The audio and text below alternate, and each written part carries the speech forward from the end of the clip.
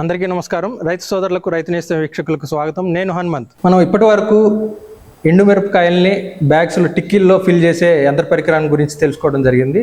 ఇప్పుడు ఈ post harvesting technology centre head principal scientist ఏడుకొండల గారిని అడిగి వారి యొక్క సెంటర్లో ఎటువంటి యాక్టివిటీస్ జరుగుతున్నాయి, ఇప్పుడు ప్రజెంట్ వేటిపైన వారు రీసెర్చ్ చేస్తున్నారు అనేది వారి ద్వారా తెలుసుకుందాం. నమస్తే సార్.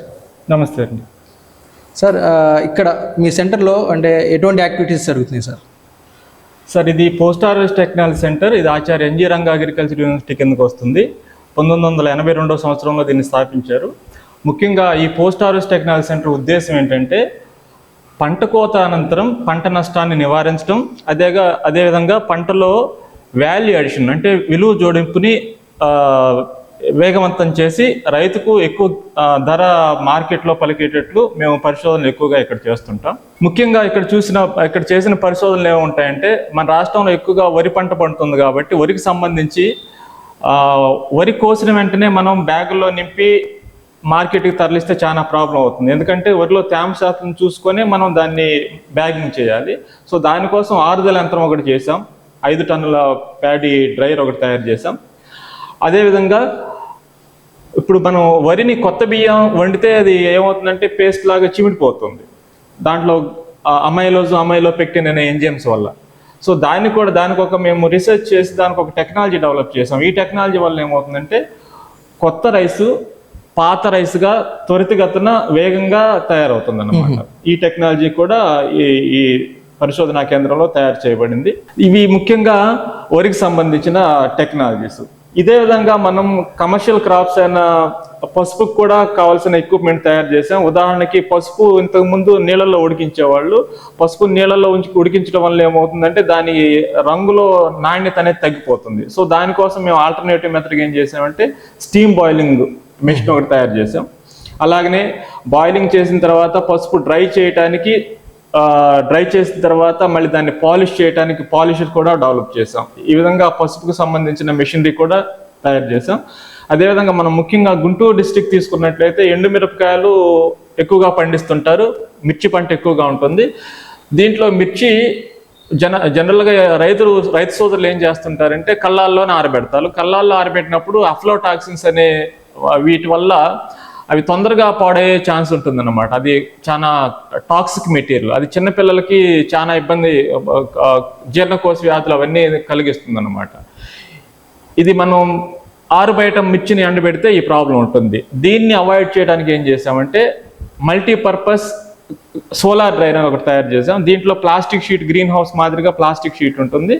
ఈ షీట్ ద్వారా మనం ఏమవుతుందంటే యూవీ రేస్ని ఇది ఫిల్టర్ చేసి మన ఇందులోకి కలరు నాణ్యత కోల్పోకుండా ఎండుమిర్చిని బాగా డ్రై చేస్తుంది. మిర్చికి సంబంధించింది ఇది. అదేవిధంగా మిర్చిని తొందరగా గోతాల్లో నింపే మెషిన్ కూడా ఒకటి హైడ్రాలిక్ మెషిన్తో 2 HP సింగిల్ ఫేజ్ మోటార్తో కూడా ఒకటి డిజైన్ చేయడం జరిగింది. దానివల్ల కూడా రైతు సోదరులు ఎండుమిర్చిని కళ్ళాల్లో తొందరగా బ్యాగులో నింపుకునే ఫెసిలిటీ ఉంటుందన్నమాట. అదే కాకుండా ఇంకా మనకి ఇక్కడ చిరుధాన్యాలు, ఇప్పుడు ఈ మధ్య చిరుధాన్యాలు ఎంతో ప్రాధాన్యత సంతరించుకున్నాయి. చిరుధాన్యాలను పొట్టు తీయటం అనేది ఒక కాంప్లెక్స్ ఫినామినా. మామూలుగా వరి మీద పొట్టు తీయటం అనేది చాలా ఈజీ, ఎందుకంటే వరి ధాన్యం మీద పొట్టు లోపల గింజకు అతుక్కొని ఉండదు. కానీ ఈ చిరుధాన్యాల్లో మాత్రం పొట్టు గట్టిగా అతుక్కొని ఉంటుంది. దానికోసం మేము చిరుధాన్యాల పొట్టు తీయటానికి కూడా సెంట్రిఫ్యూగల్ డీహలర్ అనే మెషిన్ కూడా తయారు చేసాం. ఈ విధంగా మనం రకరకాల మెషిన్లు ఇక్కడ పరిశోధన చేసి డిజైన్ చేయడం జరిగింది. ఈ మధ్యనే రీసెంట్గా మనకందరికీ తెలిసిందే రైస్ తినటం వల్ల డయాబెటిక్ పేషెంట్స్ ఎక్కువ అవుతున్నారనే రీసెర్చ్ కూడా ఉంది. ఎందుకంటే రైస్లో ఎక్కువ స్టార్చ్ ఉంటుంది. మనం తిన్న వెంటనే ఆహారంలో కలిసిపోతుంది అనమాట. ఏ ఆహారం తీసుకున్నా మనం అది అల్టిమేట్గా ఎనర్జీ రిలీజ్ చేయాలంటే మన రక్తంలో కలవాల్సిందే. ఇప్పుడు రైస్ తీసుకున్నట్లయితే రైస్లో ఏమవుతుంది, రైస్లో ఎక్కువ కార్బోహైడ్రేట్స్లో ఉంటాయి కాబట్టి చాలా ఫాస్ట్గా రక్తంలోకి కలిసిపోతుంది. ఉదాహరణకి రాగులు, కొర్రలు, సజ్జలు అలాంటివి ఏమన్నా చిరుధాన్యాలు తీసుకున్నాం అనుకోండి, అందులో కార్బోహైడ్రేట్లు తక్కువ ఉంటాయి కాబట్టి అవి రక్తంలో కలవటానికి ఎక్కువ టైం పడుతుంది. ఈ విధంగా మనం తీసుకున్న ఆహారం రక్తంలో ఎంతసేపట్లో రక్తంలో కలుస్తుంది అనే దాన్ని మనం గ్లైసెమిక్ ఇండెక్స్ అనే పదం ద్వారా చెప్తూ ఉంటాం. ఇప్పుడు మా రీసెర్చ్ స్టేషన్లో ఏం చేశారంటే రైస్లో జనరల్గా రైస్లో గ్లైసెమిక్ ఇండెక్స్ 60 నుంచి 70% మధ్య ఉంటుంది. మేము ఒక కుక్కర్ తయారు చేసాం. ఈ కుక్కర్ ఏం చేస్తుందంటే అందులో గ్లైసెమిక్ ఇండెక్స్ని తగ్గిస్తుంది. మా పరిశోధనలో తేలింది ఏంటంటే దాదాపు 20% గ్లైసెమిక్ ఇండెక్స్ తగ్గిపోతుంది ఈ కుక్కర్లో మనం రైస్ని ఉడికించినట్లయితే. ఇది ఆల్మోస్ట్ దీని తుది దశకు చేరుకుంది. దీన్ని కొంచెం సైజు పెద్దదిగా ఉంది. దీని సైజ్ రిడక్షన్ ఇవన్నీ చేసి ఇది IoT తర్వాత టచ్ స్క్రీన్ ఫెసిలిటీతో పనిచేస్తుంది అన్నమాట ఈ టెక్నాలజీ. అలాగనే ఈ రైస్లో గ్లైసెమిక్ ఇండెక్స్ ఎంత ఉందనేది ఇదే ఖరీదైన ప్రక్రియ. ఈ ప్రక్రియ చాలా ఖరీదుతో కూడుకున్నది.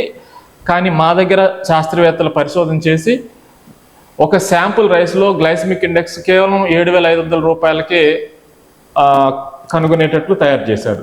పరీక్ష నిర్వహిస్తారు మీరు? ఆ పరీక్ష నిర్వహిస్తారు. ఇవి రైతుకు సంబంధించిన టెక్నాలజీస్. ఇక్కడ ముఖ్య ఉద్దేశం ఏంటంటే రైతు తను పండించిన పంట కానీ ఏదైనా కూరగాయలు కానీ వీటిని డైరెక్ట్గా మార్కెట్లో అమ్ముకోవటం వేరు, అలా కాకుండా వాటికి విలువ జోడించి మార్కెట్ చేసుకోవడం వేరు.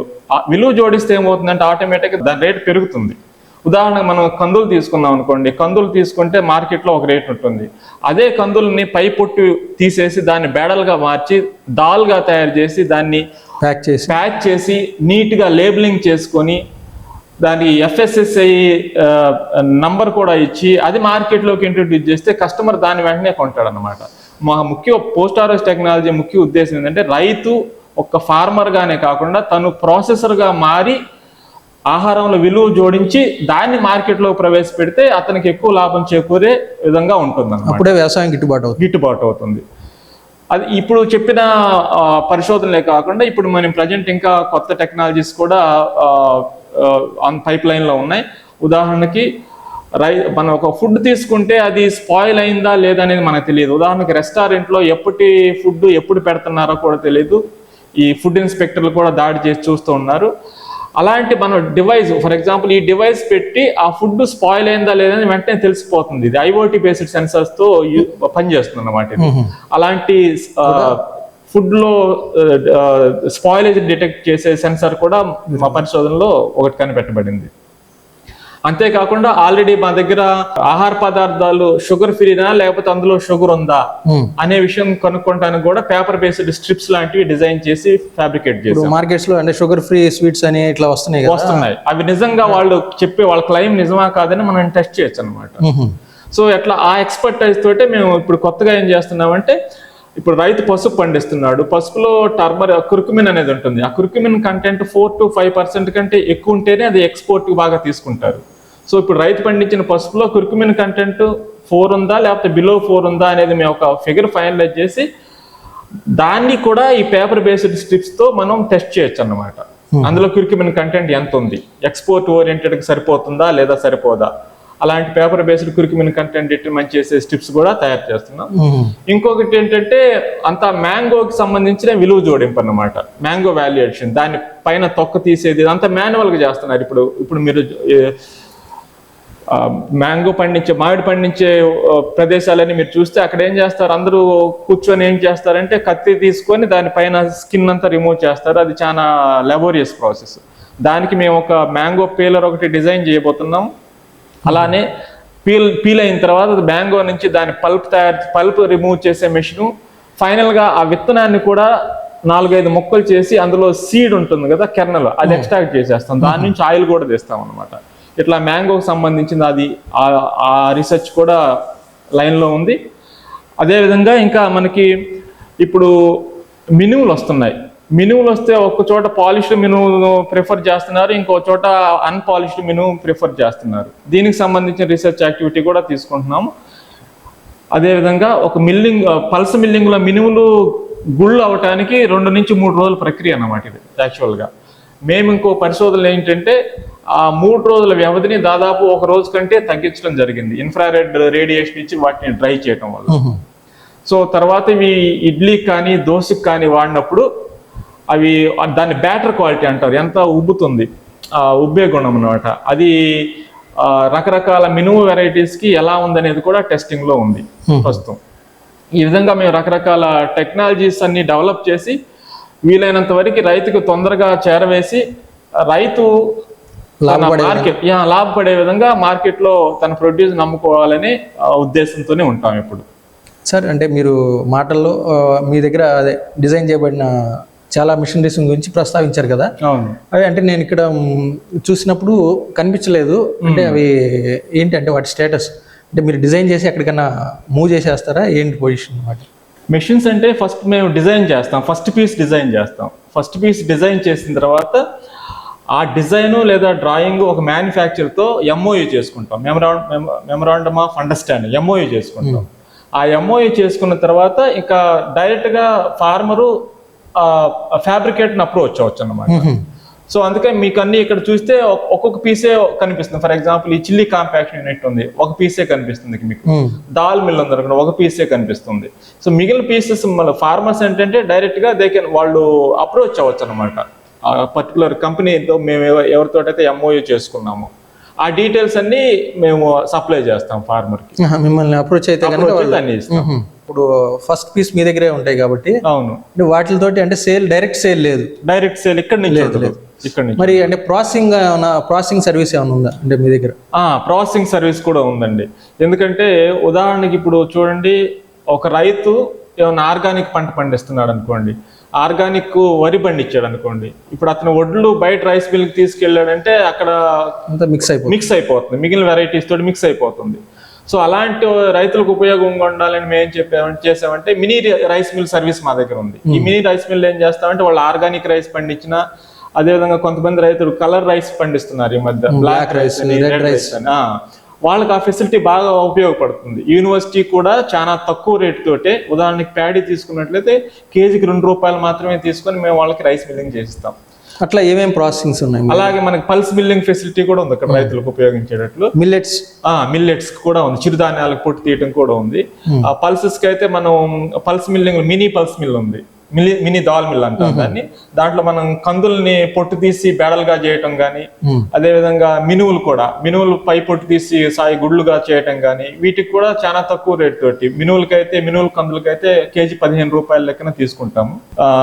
ఈ విధంగా మేము ఈ కాన్సెప్ట్ మేము ఇక్కడ అగ్రో ప్రాసెసింగ్ సెంటర్ ఈ కాన్సెప్ట్ అంటాం. ఈ కాన్సెప్ట్ ఏంటంటే రైతులకు కానీ, నిరుద్యోగ యువతకు కానీ, మహిళలు కానీ, ఎన్జిఓలు లేదా ఎఫ్పిఓస్ వీళ్ళందరికీ ఏం చేస్తామంటే ట్రైన్ చేస్తాం. ఈ మెషిన్ల మీద ట్రైనింగ్ ఇచ్చి వీళ్ళే చిన్న అగ్రో ప్రాసెసింగ్ యూనిట్ లాంటిది పెట్టుకోవడానికి మేము టెక్నాలజీ ఇన్పుట్ కూడా ఇస్తాం అన్నమాట వీళ్ళకి, ఈ ఏపీసీ కాన్సెప్ట్ కింద. ఇప్పుడు కొన్ని టెస్టింగ్ టూల్స్, టెస్టింగ్ కిట్స్ గురించి మీరు చెప్పారు కదా, మరి అట్లాంటి పరీక్షలు కూడా మీ దగ్గర జరుగుతాయి? ఇప్పుడు ఇందాక మనం అనుకున్నట్లు రకరకాల ధాన్యంలో కానీ రకరకాల ఆహార పదార్థాల్లో గ్లైసెమిక్ ఇండెక్స్ ఎంత ఉంటుందని కనుక్కోవడానికి ఆ శాంపుల్ మా దగ్గర తెస్తే దాంట్లో గ్లైసెమిక్ ఇండెక్స్ మేము ప్రొసీజర్ ప్రకారం ఎస్టిమేట్ చేసి ఇస్తాం అన్నమాట. కొన్ని చార్జెస్ తీసుకుని, కొన్ని నామినల్ చార్జెస్ ఉంటాయి, అది కూడా యూనివర్సిటీ ఫిక్స్ చేసిన చార్జెస్ ఉంటాయి. అదే విధంగా ఇందాక చెప్పినట్లు అఫ్లోటాక్సిన్స్ అనేవి ఉంటాయి మనకు. ఉదాహరణకి వేరుశెనగలో ఎక్కువగా ఈ టాక్సిన్ డెవలప్ అవుతుంది. ఈ అఫ్లోటాక్సిన్ కూడా ఎస్టిమేషన్ చేయడానికి మా దగ్గర శాస్త్రవేత్తలు ఒక చిన్న కిట్ లాంటిది తయారు చేశారు. ఇది కూడా చాలా తక్కువ టైంలోనే 15 నుంచి 30 నిమిషాల్లో మనకి ప్రొసీజర్ కూడా చాలా ఈజీగా రైతుకు కూడా అర్థమయ్యే విధంగా ఉంటుంది.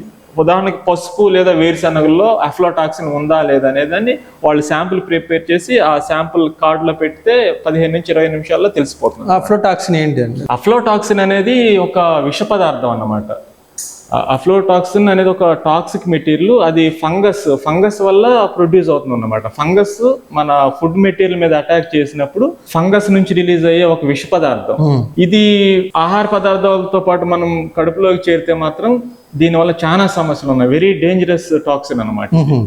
ఇది మన ఇది పరిశోధనలో కూడా తేలింది ఏంటంటే ఇది ఒక కార్సినోజెనిక్ మెటీరియల్, అంటే క్యాన్సర్ కారకం అన్నమాట ఇది. సో మనకు ఆహార పదార్థాల్లో ఉదాహరణకు ఎక్కువగా ఇది మనకి మొక్కజొన్న, వేరుశెనగ, తర్వాత నేను ఇందాక మాట్లాడినట్లు ఎండు మిరపను కానీ మన కళ్ళాల్లో బయట ఆరబోస్తే వీటి వస్తుంది అఫ్లోటాక్సిన్ అనేది, వీటిలో ఎక్కువగా ఎఫెక్ట్ అయ్యే ఛాన్స్ ఉంటుంది. సో మనం ఇక్కడ చేసిన టెస్ట్ కిట్ ఉపయోగించి ఆహార పదార్థాల్లో అఫ్లోటాక్సిన్ ఉందా లేదనేది చాలా తొందరగా 15 నుంచి 20 నిమిషాల్లోనే మనం తెలుసుకోవచ్చు. సో అలాంటిది కూడా మీ దగ్గర డెవలప్ చేశారు. ఇప్పుడు ఈ ప్రాసెసింగ్ చేయించుకోవాలనుకునే రైతులు, అంటే వాళ్ళ పండించిన పంటని ప్రాసెసింగ్ చేయించుకోవాలనుకున్నా, లేదంటే దానికి వాల్యూ అడిషన్ మీ దగ్గరకు వచ్చి చేయించుకోవాలనుకుంటే, అంటే పర్టికులర్గా ఈ బాపట్ల జిల్లా వరకైనా లేదంటే పక్క జిల్లాలు, అంటే వాళ్ళు కనుక రాగలిగితే పక్క వాళ్ళు కూడా ఎక్కడి నుంచైనా రావచ్చు? ఈ ఫెసిలిటీ ఏంటంటే అగ్రో ప్రాసెసింగ్ సెంటర్ అనే కాన్సెప్ట్, ఇది ICR కాన్సెప్ట్. ఇక్కడ ఏంటంటే మన స్టేట్ గవర్నమెంట్ వర్క్, మన అగ్రికల్చర్ యూనివర్సిటీ వర్క్ తో పాటు ICR వర్క్ కూడా నడుస్తుంది ఇక్కడ. ఆ స్కీమ్ లోనే, ICR స్కీమ్ లోని కాన్సెప్టే ఇది అగ్రో ప్రాసెసింగ్ సెంటర్ అనేది. అంటే మనకి ఇక్కడ స్టేట్ వైడ్ ఎక్కడి నుంచి మనకి రైతన్నులు వాళ్ళ ప్రొడ్యూస్ తీసుకుని వచ్చినా ఇక్కడ మనం ప్రాసెస్ చేసి శుద్ధి చేసి పంపిస్తాం. ఓకే సార్, అంటే మీ పోస్ట్ హార్వెస్టింగ్ టెక్నాలజీ సెంటర్ ద్వారా అంటే రైతులకి ఉపయోగపడే కొత్త యంత్ర పరికరాలని అందుబాటులోకి తీసుకొస్తూ వారికి వ్యవసాయం సులభతరం చేసే ప్రయత్నం చేస్తున్నారు. అట్లానే ఈ ప్రాసెసింగ్ యూనిట్స్ ద్వారా ప్రాసెసింగ్ చేసి వారికి సర్వీస్ని అందిస్తున్నారు. కొన్ని టెస్టింగ్ పరీక్షలను కూడా మీ దగ్గర నిర్వహిస్తూ మంచి సర్వీసెస్ను మీరు అందిస్తున్నారు. ప్రత్యేక ధన్యవాదాలు సార్. ధన్యవాదాలండి. ఈ వీడియో మీకు నచ్చితే లైక్ చేయండి, ఇతరులకు షేర్ చేయండి. వీడియోపై మీ అభిప్రాయాన్ని కామెంట్ రూపంలో తెలపండి. మరిన్ని వ్యవసాయ వీడియోల కోసం రైతు నేస్తం యూట్యూబ్ ఛానల్ ని సబ్స్క్రైబ్ చేయండి. పక్కనే ఉన్న గంట సింబల్ నొక్కి నోటిఫికేషన్స్ ద్వారా తాజా వీడియోల సమాచారం పొందండి.